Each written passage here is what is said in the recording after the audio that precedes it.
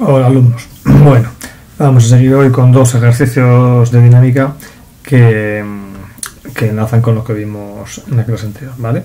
Estábamos con la parte del plano inclinado. Entonces, bueno, el último que vimos era este de cuánto tiene que valer el coeficiente de rozamiento para que el objeto empiece a deslizar, ¿vale?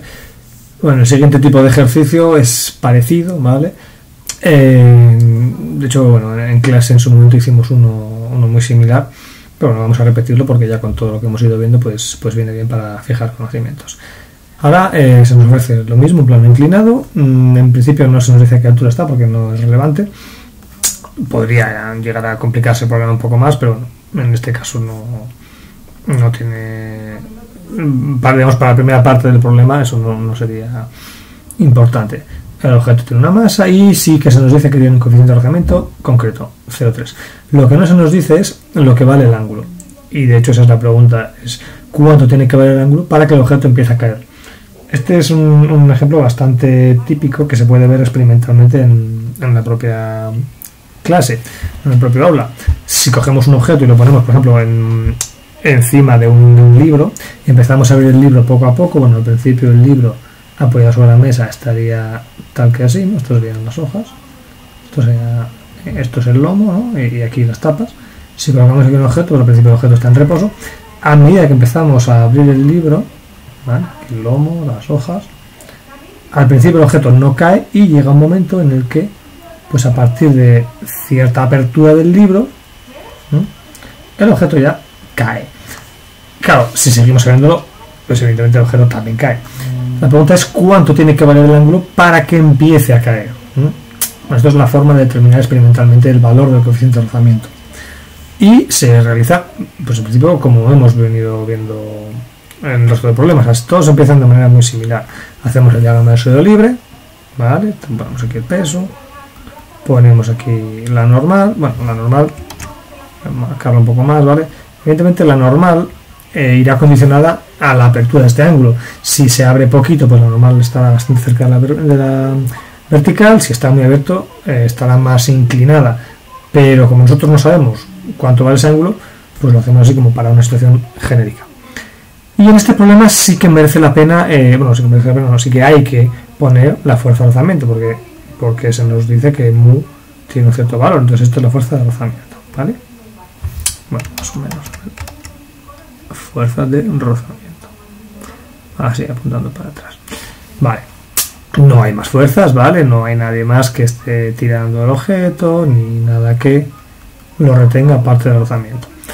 Entonces aquí, una vez hecho el diagrama de sólido libre, bueno, pues descomponemos la P en sus componentes P sub X y P sub Y, como en otros problemas, siendo esto de aquí el ángulo alfa, ¿vale?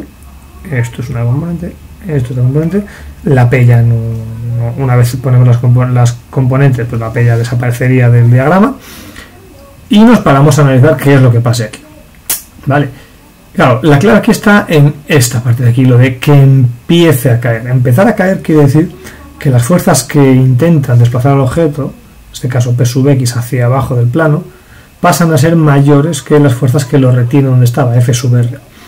Mientras el objeto no cae, la fuerza de rozamiento iguala siempre en valor a P sub X, porque es la que intenta moverlo. O sea, imaginemos que hay, yo que sé, 12 newtons tirando para abajo, pues la fuerza de rozamiento valdría 12 newtons. Si seguimos inclinando y P sub X pasa a valer 24 newtons, pues F sub R valdría 24 newtons. Y así hasta que F sub R alcanza un cierto valor máximo. En el momento en el que F sub R alcanza ese valor máximo ya no puede seguir creciendo. Entonces, si seguimos aumentando el ángulo, P sub X seguirá aumentando el valor y entonces pues pasará a moverse, ¿vale? Bueno, es la aplicación de la segunda ley de Newton, ¿vale? Contra la primera, digamos, el paso de la primera ley de Newton, que es que si la suma total de fuerzas es cero, pues el objeto sigue en el estado en el que estaba, es decir, en reposo, a segunda ley de Newton, que en el momento en el que ya la suma no es cero, porque P sub X es algo más grande que F sub R, pues entonces el objeto se mueve y de manera acelerada, con una cierta aceleración. Bueno, pues de recapitularlo así, al final lo que hacemos es, una vez más, a ver, un momento, perdón, a ver, eso. Entonces empezamos como siempre con el análisis de fuerzas a lo largo de la vertical. Bueno, como como tantas otras veces, pues como no hay un movimiento esperable ahí, pues podemos establecer que eso es así, ¿vale? Y la descomposición teórica nos indica que esto va así. Bueno, fijaos que en este caso no existe la opción de hacer los cálculos. Bueno, pues sí que podemos meter aquí la masa como 10 kilogramos y la G como 9,8 o como 10, lo que nos apetezca, pero la alfa no la tenemos, es la pregunta. Por tanto, no merece la pena pues hacer ninguna cuenta, porque no vamos a llegar muy lejos. No hay más que decir en eje Y. Sin embargo, en el eje X, aquí es donde está lo que decíamos la situación crítica. Lo que tenemos que analizar es el momento en el que P sub X y F sub R se igualan y ya F sub R no puede valer más. O sea, en principio, en este eje lo que diríamos es la fuerza total en el eje X es igual a P sub X menos F sub R. Esto es así mientras el objeto ya se está moviendo hacia abajo. Pero en el momento en el que empieza a moverse hacia abajo es porque justo esto toma el valor máximo de la fuerza de rozamiento. Y a partir de ahí esto valdrá más. Entonces, en ese momento es verdad que la fuerza total va a ser 0, pero ya ahí empezaría a moverse, ¿vale? Todavía no se movería, pero justo estaría a punto de empezar a moverse. Bastaría un pequeño empujoncito, una pequeña brisa para que ya el objeto se estuviese moviendo hacia abajo, ¿vale? Entonces la clave está en darse cuenta de cuándo estas dos fuerzas son iguales, que esto es, como tantas otras veces, mu por n. Bueno, un pequeño comentario que merece la pena hacer aquí es que esto de la fuerza de rozamiento máxima que hemos ido contando es verdad a medias. A ver, podemos tomarlo como verdad en cuarto de la ESO porque tampoco entramos en más complicaciones, pero este valor de mu por n, en realidad esto es lo que se conoce como bueno, más que mu por n, mu, digamos, hay dos tipos de mu. Está el coeficiente de rozamiento estático y el coeficiente de rozamiento dinámico. Entonces, este valor máximo que alcanzamos, que en principio sería con el coeficiente de rozamiento estático, es algo superior al que luego vale una vez el objeto se está moviendo. Lo he dicho de otra manera, P sub X tiene que tomar un valor más grande más grande de lo que luego va a dar la fuerza de rozamiento una vez esté en movimiento. Esto se expresa más o menos a través de una gráfica. Voy a poner aquí, ¿vale? Si ponemos aquí la fuerza de rozamiento, es decir, la fuerza de rozamiento va incrementando su valor, ¿vale? Decíamos, igualando siempre a lo que intenta moverlo, y llega un momento que sería lo que llamaríamos, esta de aquí sería la fuerza de rozamiento máxima, ¿vale? A partir del cual ya se mueve, o sea, aquí estaría quieto el objeto y a partir de aquí ya se mueve. Bueno, pues entonces, cuando eso pasa, la fuerza de rozamiento toma un valor ligeramente menor, ¿vale? Esto es porque esto se calcula, esto es igual a mu estático por n, y esta otra se calcularía con mu dinámico por n, es decir, es un poquito menos. Pero bueno, no entramos en ese tipo de sutilezas, ¿vale? A partir de ahí se entiende que las fuerzas que tiran hacia abajo tienen más valor y que la fuerza de rozamiento se mantiene en un valor algo por debajo. Es como que una vez empieza a moverse, ¿cómo podríamos ejemplificarlo? Sí, es como que las superficies tienen una cierta granulosidad, ¿vale?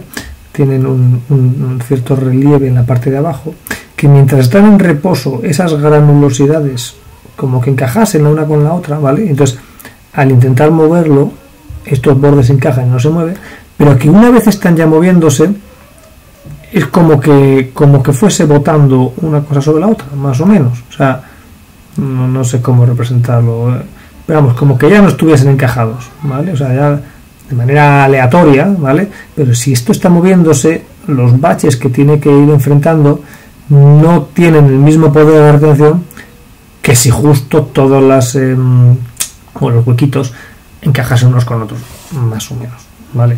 Pensad un poco, si queréis, en las piezas de Lego. Dos piezas de Lego que están unidas, moverlas simplemente empujando la una respecto a la otra transversalmente costaría mucho, pero si están sueltas, o sea, si consiguiésemos empezar a moverlas y siguiésemos empujándolas, costaría bastante menos desplazar una sobre la otra que lo que es el arranque. Un poco sería caso más visual, así que se me ocurre ahora mismo. Bueno, sin más, tampoco esto tiene incidencia en el problema, pero me quería aprovechar para comentar esa diferencia entre coeficiente de rozamiento estático y dinámico. El ejemplo de las piezas de Lego, la verdad, me parece bastante oportuno. Bueno, sea como sea, metemos aquí lo como hemos dicho, ¿vale? La normal ya la teníamos calculada, que era mg coseno de alfa, esto viene de aquí, ¿vale? Y P sub x sabemos que es mg seno de alfa. Y fijémonos aquí en qué ecuación tenemos. Tenemos que mg seno de alfa es igual a mu por mg coseno de alfa. Vamos a ponerlo aquí y vamos a ver a qué nos lleva esto. Mg seno de alfa mu por mg coseno de alfa. La m, a ver, lo hacer así de golpe, bueno.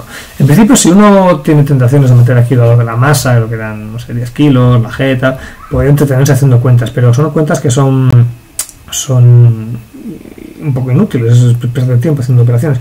Fijaos que si la masa está aquí multiplicando y la masa está aquí dividiendo, multiplicando, pasando la una dividida al otro lado, se simplifican.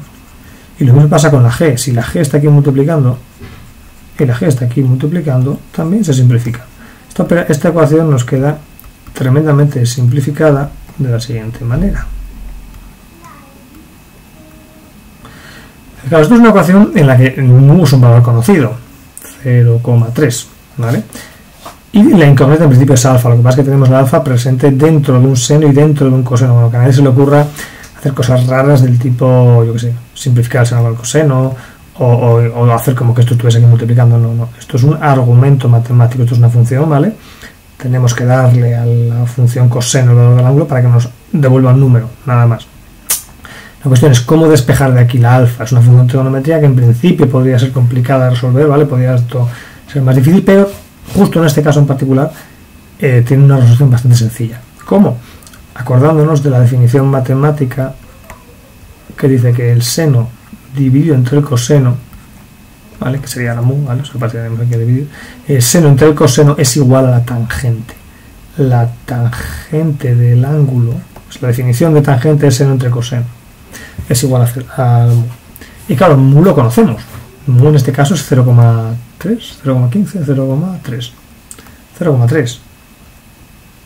Entonces ya casi lo tenemos ya resuelto. Hemos llegado a la conclusión, a ver cuánto espacio queda, va suficiente. Vale. Hemos llegado a la conclusión de que la tangente de alfa es igual a 0,3. Es decir, ¿cuál es el ángulo cuya tangente tiene un valor de 0,3? Bueno, la respuesta la encontramos con la función inversa de la tangente, que es la arcotangente. La arcotangente de 0,3 es igual a alfa. ¿Vale? Para deshacer la tangente hay que hacer la arcotangente. En la calculadora suele ser común que haya que pulsar la tecla Shift y luego tangente. A veces también pone tan elevado a la menos 1. ¿Vale? Bueno, sea como sea. A ver. Tenemos que tener por aquí una calculadora científica. A ver, ¿veis? Dice aquí tangente. Ah, no, pero aquí no vienen tangentes hiperbólicas. No, hiperbólicas no, queremos. No, aquí. Arcotangente. La arcotangente de 0,3. ¿Qué nos queda? Está expresado en grados. 16,7 grados. 16,6 más o menos. 16,7 grados. ¿Vale? Pues ya está. Fijaos que datos importantes a tener en cuenta aquí. El valor de la masa no resulta relevante, da igual que sean 10 kilos, que sean 5, 50 o lo que sea, ¿vale? Porque luego en la simplificación desaparece. Incluso la G da lo mismo, es decir, esto valdría lo mismo si G tuviese un valor mayor o menor. Es decir, que en un planeta o en otro, la Luna, que la G vale en la sexta parte que en la Tierra, todo esto sigue siendo cierto, ¿vale? Lo único de lo que depende de ese ángulo es del coeficiente de rozamiento entre las superficies. Es decir, de cómo o cuánto rozan entre sí dos superficies en contacto. Y también comentamos que este mu era independiente del área, o sea, del área de esas superficies, de cómo de grandes sean, ¿vale? Da igual que este objeto sea grande o pequeño. Lo único que importa es de qué está hecho. Si esto es madera y esto es piedra, pues habrá una mu. Si esto es metal y esto es, yo qué sé, cerámica, pues otra mu distinta. Si esto es grande o tiene una forma determinada, en principio eso no tendría que importar, ¿vale?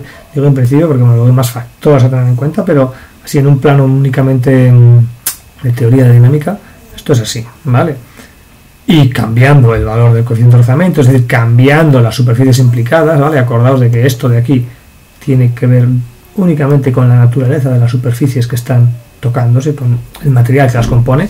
Si cambiamos el valor de mu, si cambiamos los materiales, pues tendríamos un ángulo distinto, ¿vale? Si hacéis esto con un libro de clase, que igual está forrado, y ponéis encima, pues yo que sé, una goma de borrar con plástico forrado, eso dará un coeficiente de rozamiento y dará un ángulo. Claro, que vosotros el coeficiente de rozamiento no lo conocéis, pues podéis hacerlo al revés.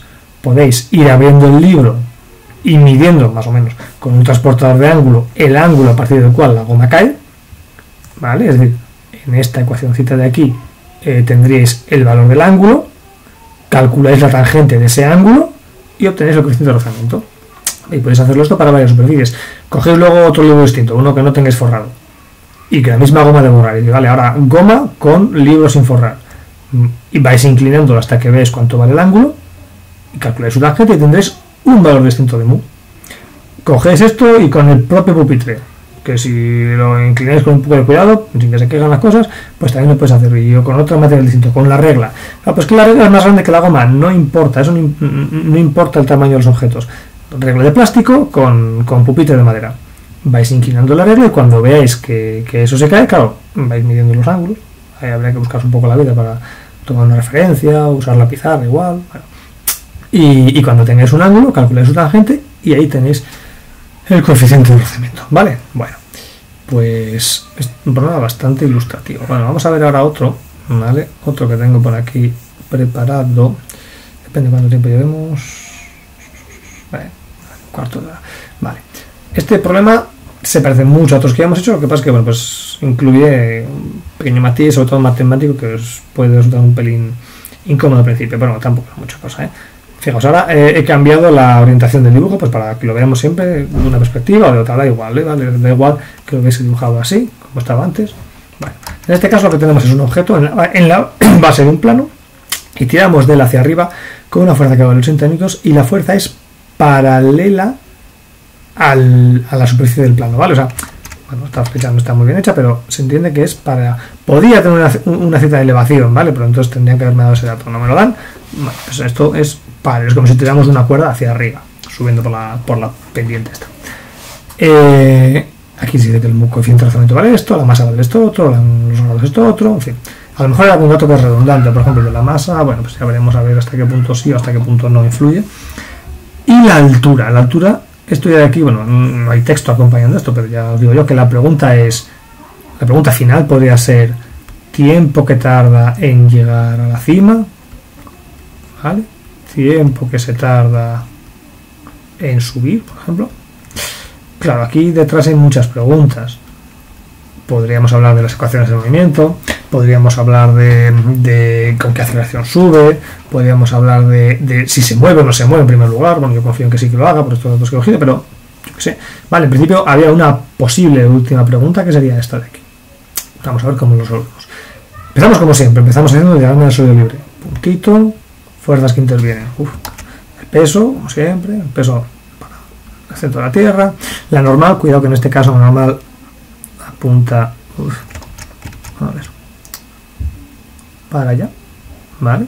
Porque claro, al haber cambiado un punto un poco más gordo, bueno, no me convence. A ver.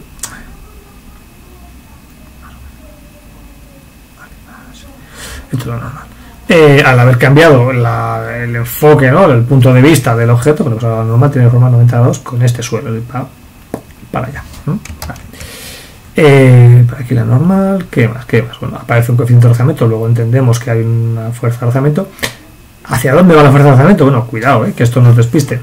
Esta fuerza intenta subir al objeto hacia arriba. Bueno, de hecho que la voy a pintarlo primero, porque claro, si me dicen que tiro con 80 newtons, pues es legítimo que la pongamos. Esta es una fuerza que no estaba en los problemas anteriores de caída por el plano, porque antes nadie tiraba de él, pero ahora sí alguien está tirando del objeto, ¿vale? Y si esto se mueve, pues evidentemente tendría que hacerlo hacia arriba. Bueno, o puede que no. O puede que hacia abajo. Puede que a pesar de tirar nosotros hacia arriba con 80 newtons, puede que el objeto se desplace hacia abajo. No lo va a hacer. ¿vale? No lo va a hacer porque una masa de 3 kilos hace 80 newtons hacia abajo, 80 newtons hacia abajo, esto va a ser menos que 80 newtons, la P sub X, menos de 30 newtons, menos 80 newtons, entonces la posible tendencia del movimiento es hacia arriba, ¿no? Entonces eso nos permite ya, no sé si esto último he hecho un poco rápido, pero lo repito ahora si hace falta, vamos a suponer que la fuerza de alzamiento de actuar sería hacia abajo. O sea, a la hora de poner esta fuerza de alzamiento, lo primero que uno tiene que saber es si el objeto está en condiciones de subir o de bajar. Para saber eso tendremos que saber qué fuerzas le pueden hacer ir hacia abajo del plano. Entonces, como mucho está P sub X, que es la que tira hacia abajo, y hacia arriba está la F, hacia arriba para el plano, 80 newtons. La P sub X es una componente del peso, y entonces va a ser más pequeña que el peso en newtons. ¿Qué pasa? Que el peso, como viene de estos 3 kilos, será como mucho 30 newtons, o menos, ¿vale? 3 por 9,8. Pues si estos son 30 newtons y esto es menos de 30 newtons, si tengo 80 newtons para arriba, bueno, pues ya se ve que de la comparativa entre ambas ganaría la F, es decir, esto como mucho se movería hacia arriba. No tendría por qué ser así en un caso general, pero bueno, en este caso, como también se nos indica en la pregunta tiempo que tarda en subir, pues tenemos que suponer que el movimiento en todo caso sería hacia arriba, ¿vale? Y por tanto el alzamiento hacia abajo. Bueno, estas son las fuerzas que intervienen. La P la quitaríamos, aquí tenemos los grados y como siempre pasamos a analizar lo que pasa en cada uno de los ejes. En el eje vertical, bueno, pues como siempre, la normal es igual, como siempre, no como en los problemas de plano inclinado generalmente, ¿vale? Y esto es mg coseno del ángulo. En este problema sí que estaríamos en condiciones de introducir aquí los valores de la masa, de la g y del ángulo, y tendríamos un cierto valor. Si queréis hacerlo, no importa, ¿vale? O sea, hacéis esta cuenta, aquí tenéis unos números en newtons. Yo personalmente prefiero dejar estas variables sin un valor y esperar un poquito pues, para ver la ecuación completa del movimiento y ver si algo se simplifica o no.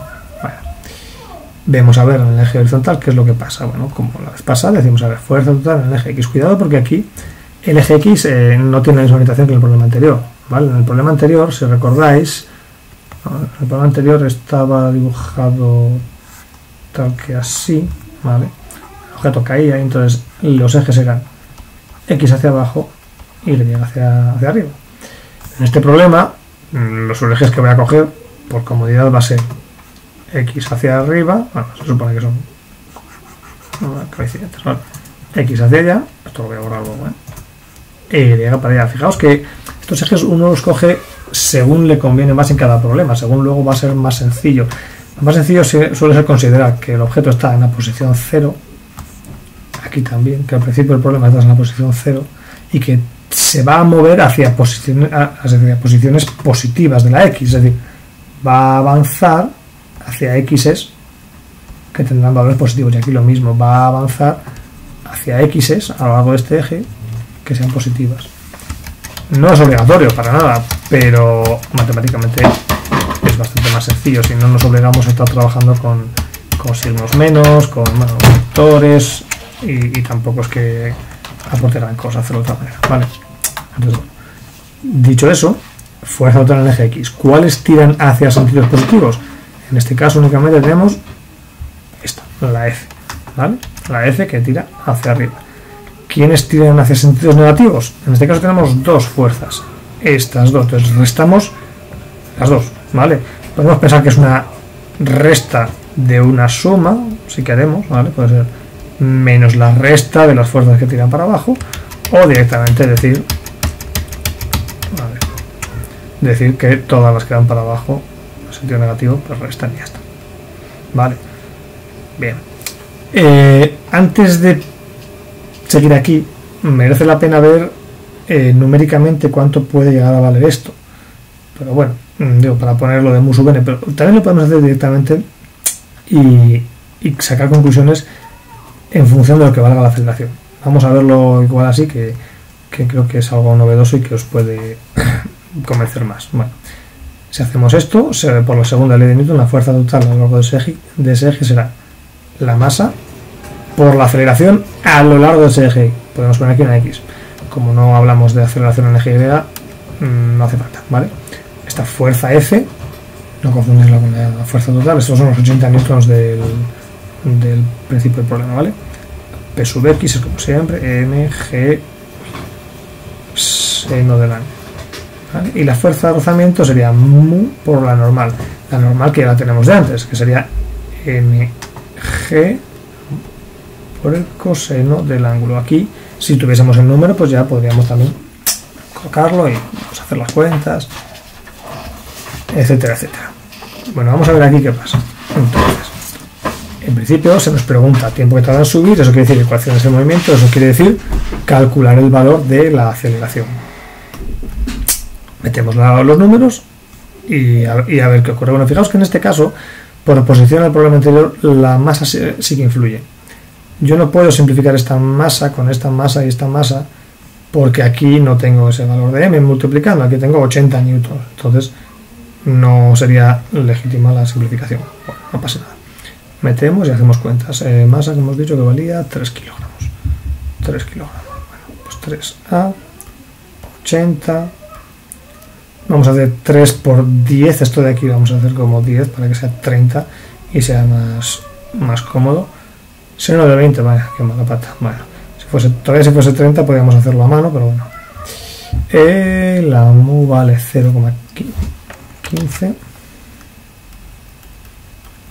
Aquí serían 3, aquí serían 10 y aquí el coseno de 20. Bueno, la verdad es que puesto usar el coseno tampoco me costaría nada en la calculadora en vez de 10 poner 9,8, como prefierais. A mí me da bastante igual una cosa que otra, ¿vale? No es ni mejor ni peor. A ver, voy a hacer primero esta parte de aquí. Dice, a ver, 0,15 por 3 por 10, o sea, por 30 por el coseno de 20, 4,29. Esto de aquí, 4,29. A ver, esto otro. Quiero creer que la calculadora está dada en grados. Sí, correcto. Sí, sí. Vale. Bueno, pues 30 por el seno de 20, 10,26. Esta parte de aquí es 10,26. Aquí hay un 80 y aquí hay un 3 multiplicado por lado. Es que estos son cuentas, ¿vale? Si uno es más o menos ordenado, pues va poniendo debajo de cada cosa lo que le va dando y ya está. Fijaos en un detalle. Aquí, sí. En este punto es donde quizás uno podría encontrarse con algún problema, que no es el caso, ¿vale? Cuando estamos analizando lo que valen las fuerzas que tiran hacia arriba y las que tiran hacia abajo, esta tira hacia arriba y estas tiran hacia abajo, que son estos números, ¿vale? Aquí, si somos ordenados, nos daremos cuenta de si el objeto se mueve o no se mueve. Es decir, la comparación entre este valor 80 y la suma de estos dos nos establece si el objeto se mueve o no se mueve. Si estas dos juntas yo veo que me suman más de 80, entonces yo debería parar aquí y decir, cuidado, el objeto no se mueve. No se mueve porque el rozamiento vale demasiado. No puede ser que la suma de las negativas de más que la roja, ¿vale? No puede ser que el rozamiento haga que esto caiga hacia abajo. Entonces ahí tendría que ser mucho más cuidadoso a la hora de resolver el problema. Puede que el objeto se quede quieto, puede que el objeto caiga hacia abajo a pesar de que yo tire hacia arriba con una cierta fuerza. Ahí tendríamos que hilar muy fino, pero no es el caso, ¿vale? Tampoco quiero complicar demasiado esto. O sea, aquí simplemente hay que restar 80 menos estas cosas, claramente va a ser, pues a ver, 60 y algo, un 65, 60 más o menos, ¿vale?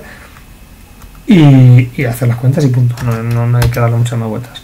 10,26 menos 4,29. 65, ¿veis? 65,45. 3A 65,45. Despejo dividiendo entre 3. 21,82.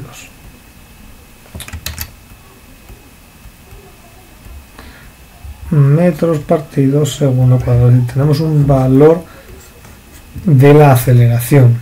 a lo largo del eje X, que hemos dicho que es esto que va hacia arriba. O sea, se mueve en este sentido con una aceleración positiva que vale, pues eso, 21,82 metros por segundo cuadrado. Es muchísimo, ¿vale? Esto no digo que esté mal, pero es una aceleración muy grande. ¿Qué pasa? Que yo me quería asegurar de que subiese, pues he puesto 80 newtons, 3 kilos y un lanzamiento bajito. Esto sería, pues por ejemplo, un cañonazo, tirar un cañonazo hacia arriba para que tenga esta aceleración, un proyectil al que estando abajo, bueno, no ni siquiera, porque el cañonazo lo disparas y luego ya no hay una fuerza que continúe, no, sería más bien como un motor a reacción o algo así, algo que constantemente estuviese moviendo esto con 80 newtons hacia arriba y haciéndolo ir cada vez más rápido. No, pero no pasa nada, el papel lo aguanta todo. Entonces nosotros vamos a hacer ya las cuentas. Una vez tenemos una aceleración que se mantiene constante mientras nada de aquí cambie, mientras yo mantenga menos 80 newtons, esta aceleración seguirá siendo válida. Entonces tendremos un MRUA y como tal tendremos que dar unas ecuaciones del movimiento. Las ecuaciones del movimiento, si yo las elijo sabiamente, si elijo que el 0 de la X esté aquí, ¿vale? Y que el positivo sea hacia allá, y si el problema me dice, cosa que aquí no se dice explícitamente, pero ya lo digo yo, que inicialmente estaba en reposo, inicialmente en la posición 0 y moviéndose con una aceleración constante, x sub 0, v sub 0, al final me queda que es un medio de la aceleración por t menos t sub 0, t menos 0 al cuadrado.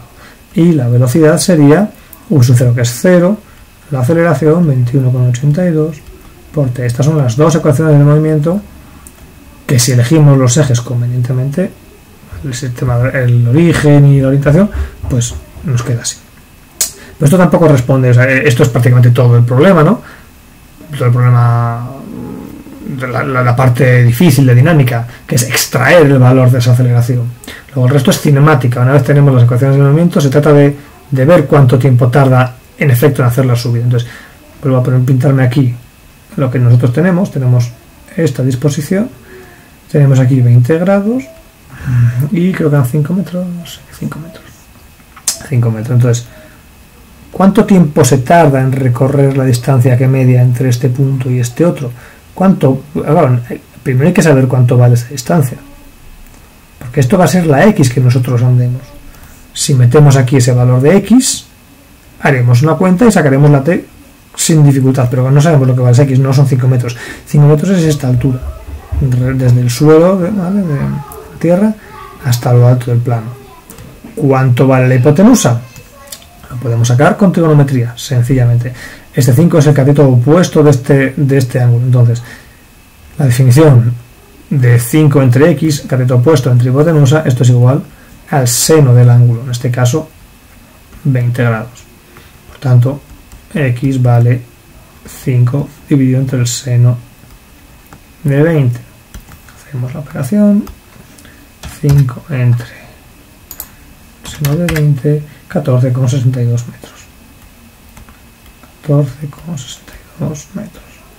¿Vale? Bueno, esta es la distancia que tenemos que recorrer a lo largo de esta hipotenusa, a lo largo de este plano inclinado. Metemos esa X aquí dentro, ¿vale? 14,62 es igual a 1 medio por 21,82 t cuadrado. Bueno, vamos a ver. Esto, bueno, pues al final hay que hacer una raíz cuadrada, pues lo voy a hacer de tirón con la calculadora y está. Primero multiplico por 2, luego divido entre 21,82, ¿vale? Espero que esto no suponga ninguna dificultad, ¿vale? Este 2 pasa aquí a multiplicar, este 21,82 pasa aquí a dividir, hago la cuenta y me queda 1,34, es decir, t cuadrado es igual a 1,34 segundos al cuadrado. Para sacar la t, raíz cuadrada de esto.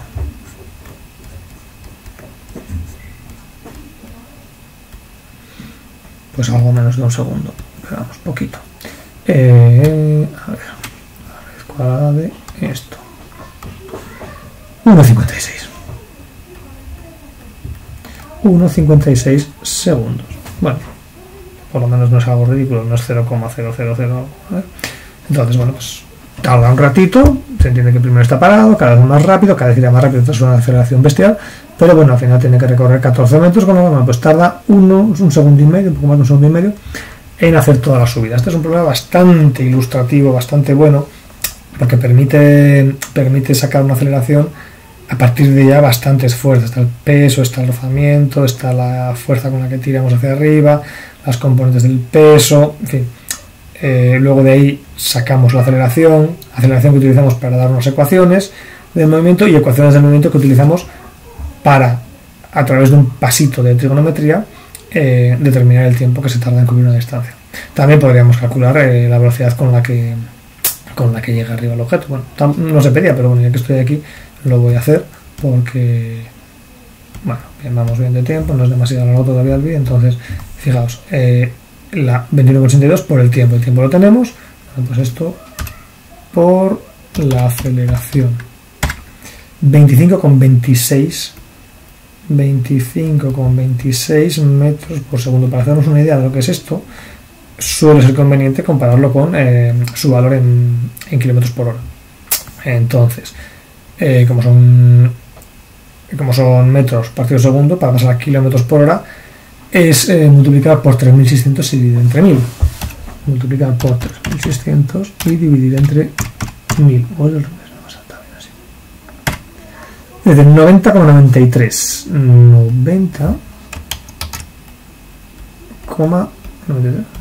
93 kilómetros por hora.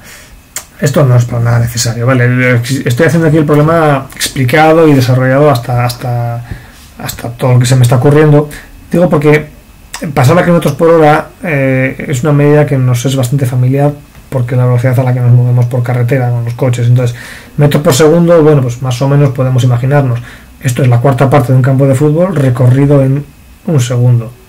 Pues no sé si es lo que mide un área, un poco más de un área. En un segundo desde la portería hasta, pues eso, el punto medio que hay entre la portería y el medio campo. Bueno, más o menos podemos imaginárnoslo.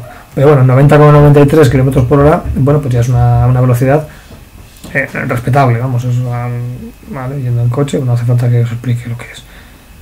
Así que bueno, que tampoco el problema se nos ha ido de las manos, no estamos hablando aquí de una velocidad, yo que sé, estelar o un arma de fuego, una bala, por ejemplo, ¿no? Que podría ser el caso. Vale. Pues ya está, con esto más o menos quedan explicados los dos problemas que tenía previsto resolver hoy, ¿vale?